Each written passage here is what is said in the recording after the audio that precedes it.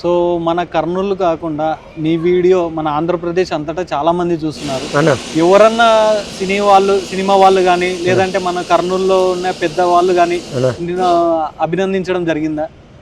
అంటే చాలా మందికి అయితే, కొంతమంది అయితే చూసిన మన టీజీ భరత్ గారి దగ్గర పనిచేసే అన్న దగ్గర పనిచేసే వాళ్ళు కొంతమంది నేను ఎందుకంటే ఆటో కొడుతుంటా కదా, షూటింగ్ లేనప్పుడు ఆటో డ్రైవ్ చేస్తుంటాను.